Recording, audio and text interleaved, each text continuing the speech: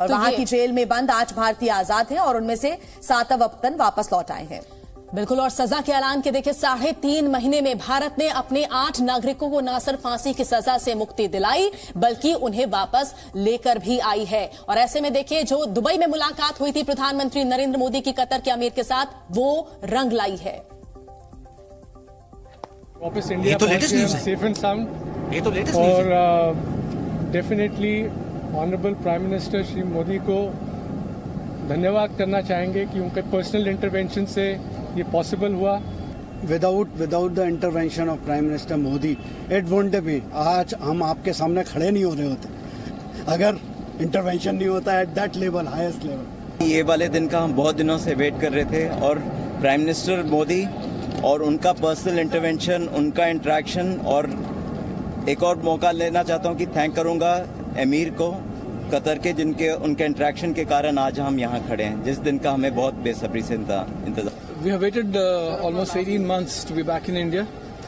We are extremely grateful to the Honorable Prime Minister, Shri Narendra Modi ji.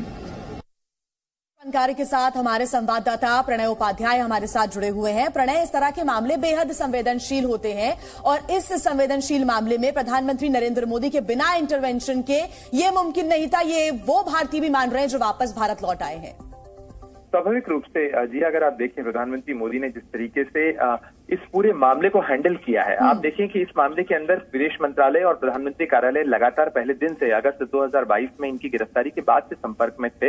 लेकिन इसके बाद 1 दिसंबर 2023 को जिस तरीके से दुबई में प्रधानमंत्री और कतर के आमिर की मुलाकात होती है और उसके बाद भी एक साइलेंट डिप्लोमेसी काम करती है। 28 दिसंबर को उसके बाद अदालत का फैसला आता है, जिस अदालत के फैसले में सजाए मौत जो दी गई थी अक्टूबर 2023 के अंदर, उस पर रोक लगाई जाती है और उसके बाद जो है इनकी रिहाई सामने आती है। आपको ध्यान होगा कि विदेश मंत्रालय की तरफ से जो पिछले सप्ताह 3 दिन पहले भी जो प्रेस कॉन्फ्रेंस में कहा गया था, उसमें कुछ जानकारी साझा नहीं की गई थी। कहा गया था कि इस मामले पर विदेश मंत्रालय लगातार इस मामले को देख रहा है और जो अदालत का फैसला आया है उसके बाद की जो आगे की प्रक्रिया है उसे देखा जा रहा है। लेकिन कोशिश लगातार इसी चीज को लेकर चल रही थी कि माफी मिल जाए और उस माफी के सहारे इनकी वापसी हो जाए। और आपने सुना उन भारतीयों को, खासतौर पर ये वो लोग हैं जो कि भारतीय नौसेना से जुड़े रहे, भारतीय नौसेना के पूर्व अधिकारी हैं जो वहां पर देहरा ग्लोबल के लिए काम कर रहे थे और इन्हें एक झूठे मामले के अंदर फंसाया गया था। लेकिन उस मामले के बाद में संवेदनशीलता को देखते हुए एक साइलेंट डिप्लोमेसी भी आगे बढ़ाई गई। उसके बाद हाईएस्ट लेवल पर प्रधानमंत्री का इंटरवेंशन भी इस मामले के अंदर हुआ और प्रधानमंत्री की कहा जाए सक्रियता